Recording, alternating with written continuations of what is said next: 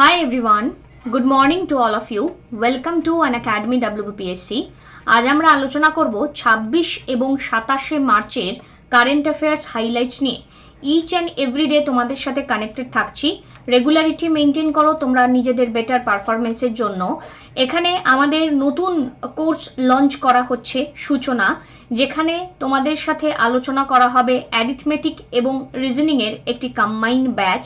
যেই ব্যাচে এখানে তোমাদেরকে সুজয় কুমার দাস এবং নিলয় পাল এই দুইজন এডুকেটর তোমাদেরকে পড়াবেন। এরকম বহু কোর্স তোমাদের জন্য লঞ্চ করা হচ্ছে, যার মাধ্যমে তোমরা নিজেদেরকে প্রিপেয়ার করতে পারো, অনেকটা সুন্দরভাবে নিজেদের উদ্দেশ্যের দিকে এগিয়ে যেতে পারো।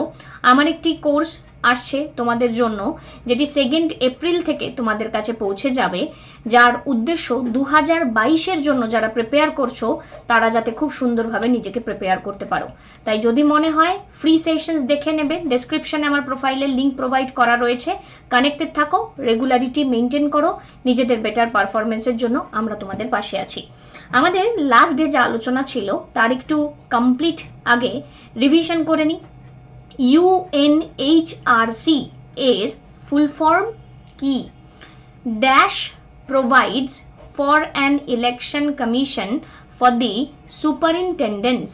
তো ইলেকশন কমিশনের কোন বেসিক্যালি ব্যাপারটা, যেটা কততম আর্টিকেলকে নিয়ে কথা বলা হয়। ওয়ার্ল্ড টিউবারকিউলোসিস ডে কোন দিন অবজার্ভ করা হয়? পার্ট 9 এখানে পঞ্চায়েত এটা কততম অ্যামেন্ডমেন্টে অ্যাড হয়েছে, এবং 74তম অ্যামেন্ডমেন্টে মিউনিসিপ্যালিটি কথাটা যুক্ত হয়েছে, সেটি কততম পার্টে আছে।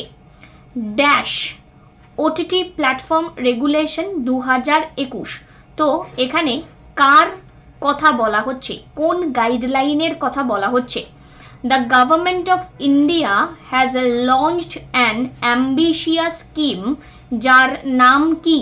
যেখানে high quality energy efficient LED bulb এখানে দেওয়া হবে 10 টাকা পার পিস। রুরাল এরিয়াতে এখানে দাম রাখা হয়েছে যার। ওয়ার্ল্ড ওয়াটার ডের থিম 2021-এর কোনটি? ওয়ার্ল্ড ওয়াটার ডের থিম সেটি কোনটি? তো আমরা যদি একটু দেখে নিই উত্তরগুলো একে একে। UNHRCর full form the United Nations Human Rights Council. Article 324 আমার ইলেকশন কমিশনকে নিয়ে আমাদের কথা বলে। ওয়ার্ল্ড টিউবারকিউলোসিস ডে অবজার্ভ করা হয় 24শে মার্চ।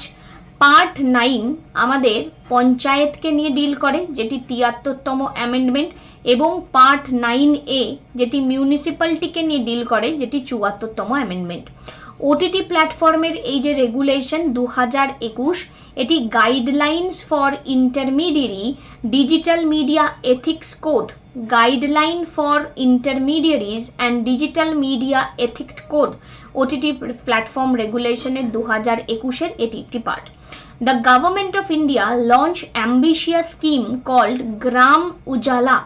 এই স্কিমটি এনার্জি এফিশিয়েন্ট একটি স্কিম লঞ্চ করা হয়েছে, যেখানে এনার্জি এফিশিয়েন্ট এলইডি বাল্ব 10 টাকায় প্রোভাইড করা হবে। আর ওয়ার্ল্ড ওয়াটার ডে থিম 2021-এর valuing water, valuing water. Okay, চলো আজকের আলোচনায় চলে আসি। হাইয়েস্ট সিঙ্গেল ডে স্পাইক এখানে দেখতে পারা গেছে অক্টোবর মাসের 23 তারিখের পরে এখানে রেজিস্টার করা গিয়েছে।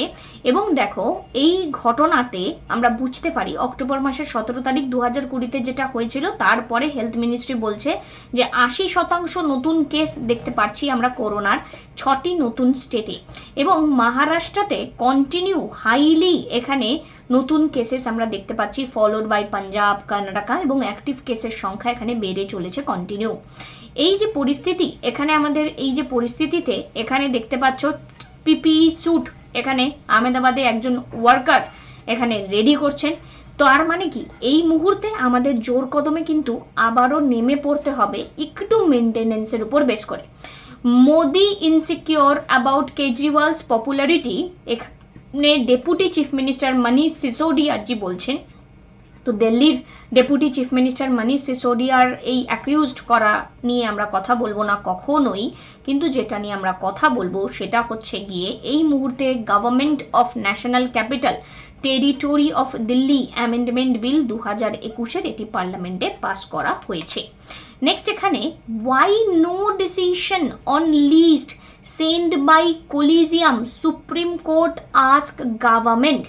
তো আমাদের এখানে প্রশ্ন করা হচ্ছে কেন কোনো ডিসিশন নেওয়া হয়নি কিসের ব্যাপারে, অন লিস্ট কোনো একটা লিস্টের ব্যাপারে যেটা কলিজিয়ামের থ্রু দিয়ে পাঠানো হয়েছে সেটা গভর্নমেন্টকে এখানে জিজ্ঞাসা করা হচ্ছে।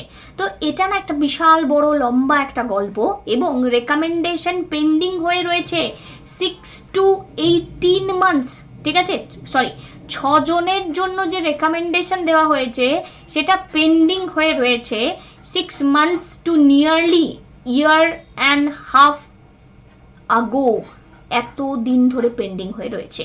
তাহলে হাইকোর্টের হাইয়েস্ট ভ্যাকেন্সি এই মুহূর্তে আমরা দেখতে পাচ্ছি পাটনা, ক্যালকাটা, রাজস্থান, মধ্যপ্রদেশ, অন্ধ্রপ্রদেশ।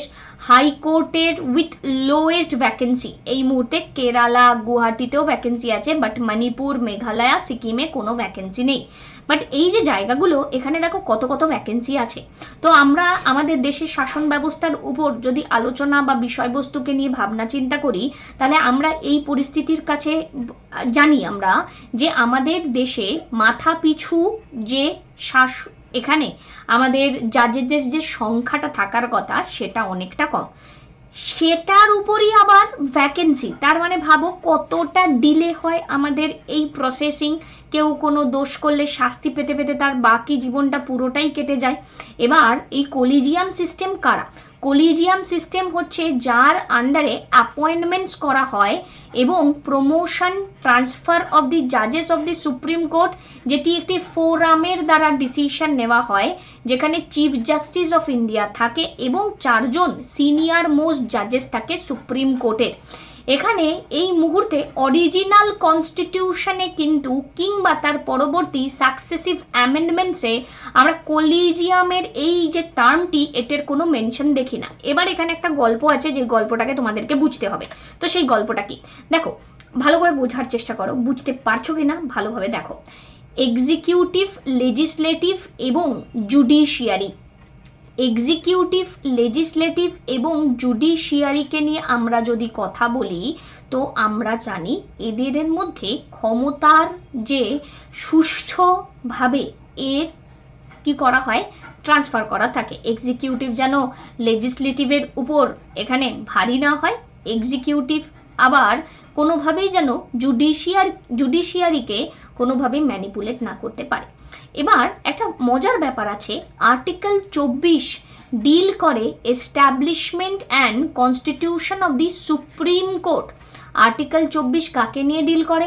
আর্টিকেল 124 এখানে establishment and constitution of supreme কোর্টকে নিয়ে ডিল করে।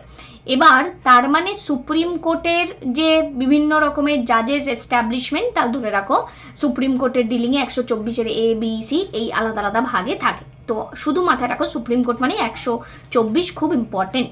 এবার অ্যাপয়েন্টমেন্ট এখানে তো সুপ্রিম কোর্ট মানে হয়ে গেল জুডিশিয়ারি, তো জুডিশিয়ারির অ্যাপয়েন্টমেন্ট আবার করা হবে প্রেসিডেন্টের দ্বারা, এরকমই বলা হয়েছে in consultation of with the জাজেস and chief justice of India. But প্রথমে কিন্তু এটা শুধুমাত্র প্রেসিডেন্টের সাথে ছিল, ঠিক আছে, অ্যাপয়েন্টমেন্টটা প্রেসিডেন্টের সাথে হবে। তারপর বিভিন্ন রকমের ইন্দিরা গান্ধীর টাইমে বিভিন্ন ঘটনা ঘটে এবং ফার্স্ট জাজেস, সেকেন্ড জাজেস, থার্ড জাজেস বেঞ্চের মাধ্যমে আলাদা আলাদা কেস লর মাধ্যমে আমরা দেখতে পারি কি প্রেসিডেন্টকে এখানে কোশ্চেন করা হয়, প্রেসিডেন্ট কি বাউন্ড যে এখানে জুডিশিয়ারি এখানে অ্যাপয়েন্টমেন্টে এই যে কনসালটেশন করা হচ্ছে সেই কনসালটেশনে যে সলিউশনটা দেবে প্রেসিডেন্ট কি বাউন্ড?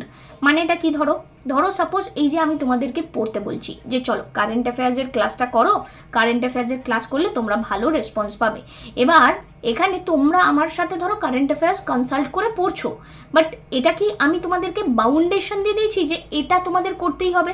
কারণ তোমাদের কাছে ফ্রি মুভ আছে, তাই এটা প্রেসিডেন্টের কাছে কোশ্চেন ছিল, বিকজ এটার কোনো সদুত্তর আমাদের কনস্টিটিউশনে বলা নেই কি প্রেসিডেন্ট এই যে কনসালটেশন করবে জাজ এবং চিফ জাস্টিসের সাথে, তারা যে রেকমেন্ডেশন দেবে সেটা কি বাউন্ড? তো এই নিয়ে মাঝে মাঝেই প্রশ্ন ওঠে। ভাবো আজকে এই প্রেসিডেন্ট সে এক্সিকিউটিভ, সে জাজেসদের যে রেকমেন্ড করছে জুডিশিয়ারিকে, সেই ক্ষেত্রে সেই জুডিশিয়ারি যদি প্রেসিডেন্টের কথায় উঠে বসে, তাহলে এক্সিকিউটিভ আর জুডিশিয়ারির মধ্যে কি কোনো রকম হারমোনি বজায় থাকলো? না।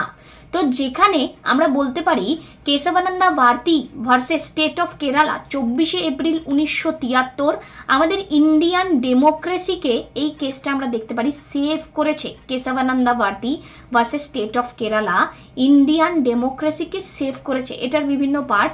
এবং এই পার্টে কোশ্চেনটা এটাই করা ছিল, was the power of parliament to amend the constitution unlimited? কারণ সেই মোমেন্টে ইন্দিরা গান্ধীর টাইমে কন্টিনিউ অ্যামেন্ডমেন্টস হচ্ছিল, এবং অ্যামেন্ডমেন্টের যে আর্টিকেলটা, কত অ্যামেন্ডমেন্টের আর্টিকেল, সেই অ্যামেন্ডমেন্টের আর্টিকেল 65, 68 না 370, কোনটা? কমেন্ট করো। এই যে অ্যামেন্ডমেন্ট, এটা কি আনলিমিটেড? যখন তখন কি আমরা ব্যবহার করতে পারি? বা পার্লামেন্ট কি অল্টার, অ্যামেন্ড, অ্যাব্রোগেট যে কোনো সময় যে কোনোভাবে ফান্ডামেন্টাল রাইটের সাথেও করতে পারে? এটা কিন্তু আমরা বলতে পারো বেঁচে গিয়েছিলাম। এবার article 368 on a plain reading did not contain any limitation on the power of parliament to amend any part of the constitution. পয়েন্টটা খুব ভালো করে নোট করার মতো। আর্টিকেল 368-তে এই যে অ্যামেন্ডমেন্ট নিয়ে বলা রয়েছে, এখানে কিন্তু পাওয়ার অফ দি পার্লামেন্টকে নিয়ে কিছু বলা নেই যে কতটা লিমিটেশন আছে। কিন্তু তার মানে কি এটা যে এক্সিকিউটিভ এবং জুডিশিয়ারির বেসিক হারমোনিটা নষ্ট হয়ে যাবে, আমাদের basic feature of the constitution নষ্ট হয়ে যাবে, যার উপর বেস করে আমরা পরবর্তীকালে বিভিন্ন আলাদা আলাদা কোর্স দেখি, কেসেস দেখি, এবং সেই কেসেসগুলোর রেসপেক্টে বিভিন্ন জাজমেন্টস আমাদের আসে। বাট এখন পরিস্থিতি কি সেটা বোঝার চেষ্টা করো। এই যে পেন্ডিং পরিস্থিতিটা হয়ে রয়েছে সেটা কেন? সেটা হচ্ছে গিয়ে এক্সিকিউটিভ এখানে কার সাথে কনসাল্ট করবে? এক্সিকিউটিভ এখানে জাজেস এবং চিফ জাস্টিস অফ ইন্ডিয়ার সাথে কনসাল্ট করবে, এবং তারা একটা কলিজিয়াম, তারা একটা রেকমেন্ডেশন দেবে যে এই এই লোকগুলোকে আমরা অ্যাপয়েন্টমেন্ট করতে চাই। জুডিশিয়ারিকে তাদের অ্যাপয়েন্টমেন্ট করতে হবে। এবার যদি জুডিশিয়ারি মনে করে যে না, এদেরকে আমরা অ্যাপয়েন্টমেন্ট করব না, তাহলে কিন্তু তাকে লিখে জমা করতে হবে এক্সিকিউটিভকে, তাকে লিখে চিফ জাস্টিস অফ ইন্ডিয়া বা জাজেসদেরকে জানাতে হবে কেন তারা রাজি হলো না ওই পার্টিকুলার রেকমেন্ডেশনটা মানতে।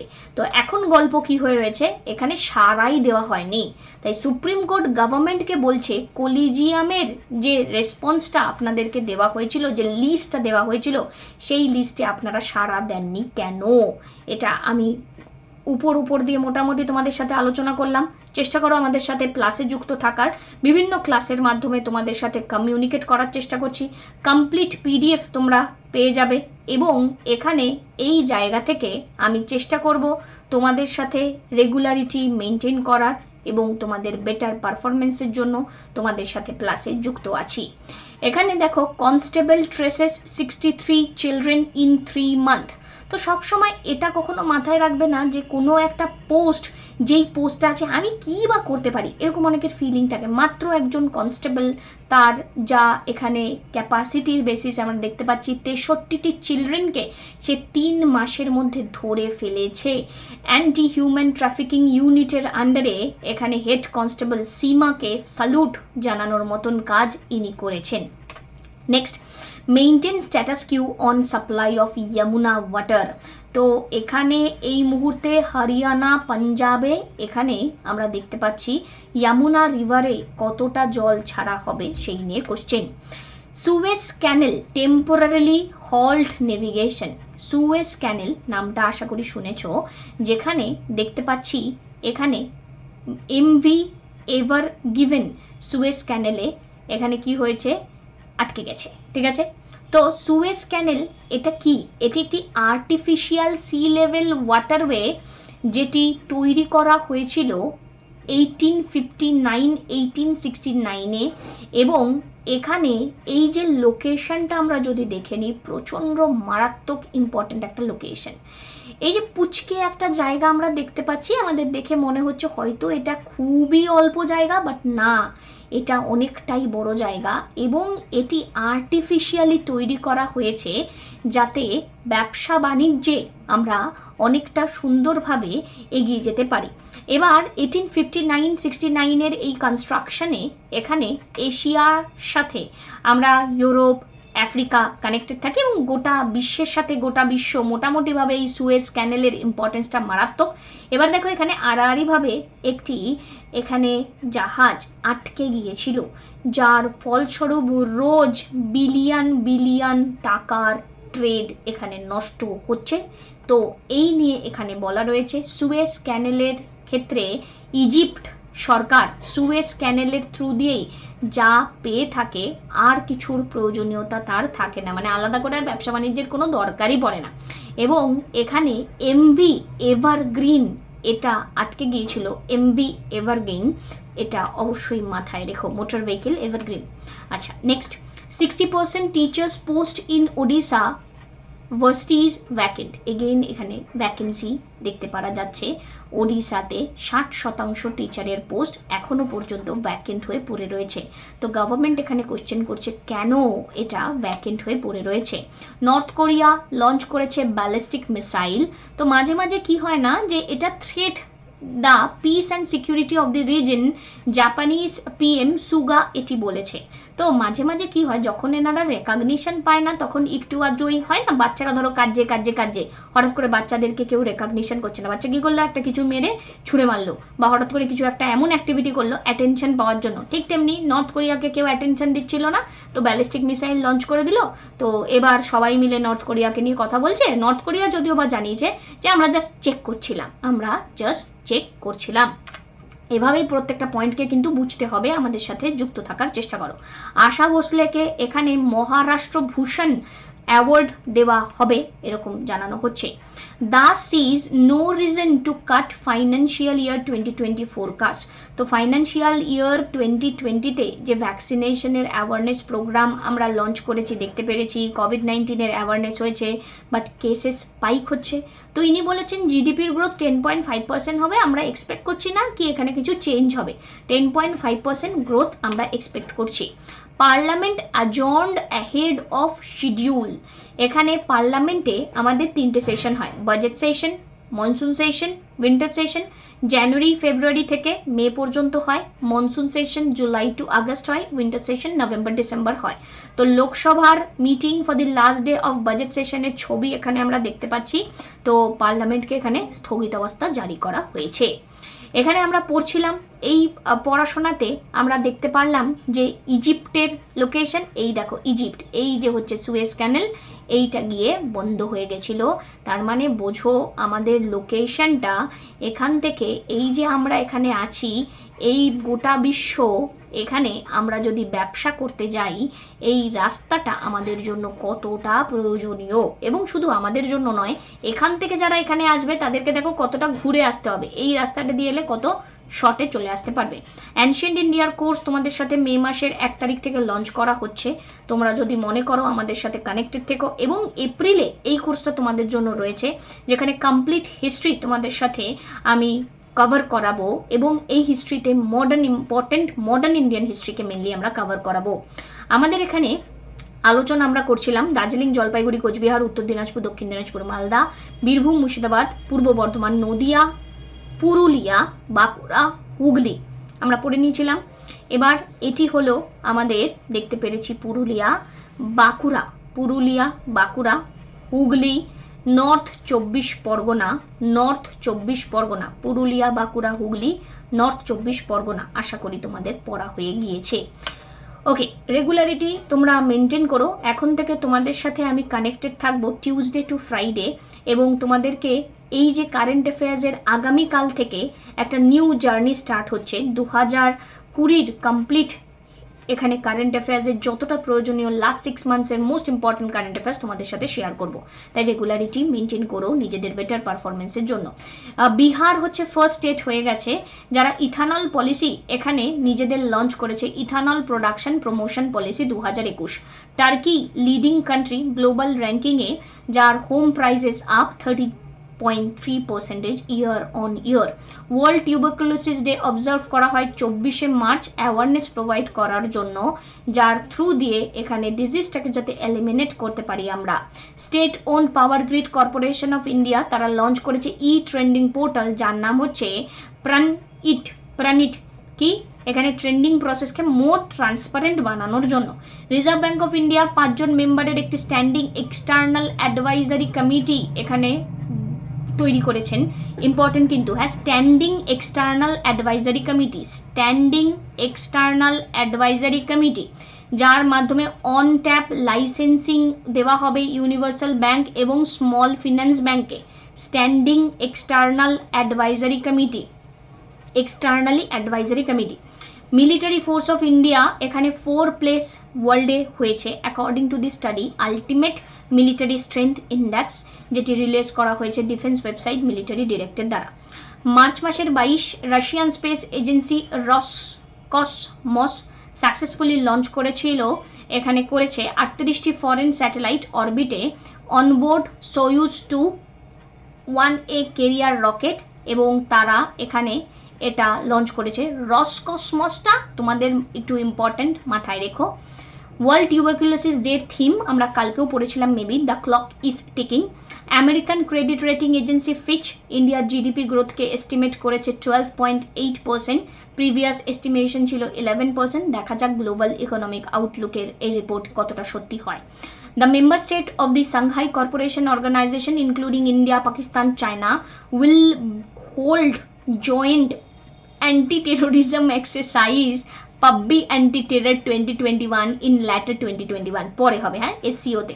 তো আছে কে? Pakistan, India, China, Pakistan. Okay, so আজকে আমরা article 44 uniform civil code for citizen hopefully তোমাদের পড়া হয়ে গেছে। আমি কালকেই এটা চেঞ্জ করে দেবো তোমাদেরকে, কাল বা পরশু এই উইকের মধ্যে চেঞ্জ করে দেবো। আমাদের ইন্টারন্যাশনাল ইন্টেলেকচুয়াল প্রপার্টি ইন্ডেক্সে ইন্ডিয়ার র্যাঙ্ক কত? ইন্ডিয়ার র্যাঙ্ক 40। এখানে 10 মিলিয়ন ইয়ন কারেন্সি সোয়াপ ডিল চায়নার সাথে করা হয়েছে, কে করেছে? শ্রীলঙ্কা। তো কারেন্সি সোয়াপ এই টাইপের কনসেপ্টসগুলো জানার জন্য ডেসক্রিপশনে আমার প্রোফাইলের লিঙ্ক প্রোভাইড করা রয়েছে, স্পেশাল ক্লাসে যুক্ত থাকো, রেগুলারিটি মেনটেন করো। আমি চেষ্টা করছি তোমাদেরকে এই তথ্যগুলো বলে দেওয়ার। এস এ ববদে রেকমেন্ড করেছে কোনো একজনের নাম, যিনি এখানে next chief justice of India হবেন, নেক্সট মান্থে ইনি রিটায়ার করবেন, এনার নাম NV রামানা। এবং কুর্নুল এয়ারপোর্ট রিসেন্টলি ইনগ্রেট করা হয়েছে কোথায়? Kurnool, Andhra Pradesh. Thank you everyone, please ভিডিওটিকে একটি লাইক করো, রেগুলারিটি মেনটেন করো। এখানে চাইলে EMI মেথডের মাধ্যমে তোমরা কানেক্টেড থাকতে পারো আমাদের আনএকাডেমি প্লাসে। যদি মনে হয় কিভাবে সাবস্ক্রিপশন নেবে, কিভাবে তোমরা ডিসকাউন্টসগুলো অ্যাভেল করবে, ডেসক্রিপশনে প্রোফাইলের লিঙ্ক প্রোভাইড করা রয়েছে, ডিরেক্টলি গিয়ে মেসেজ করতে পারো। Thank you, have a good day, take care. Ankita live কোডটি ব্যবহার করো নিজেদের সাবস্ক্রিপশনের জন্য। টাটা।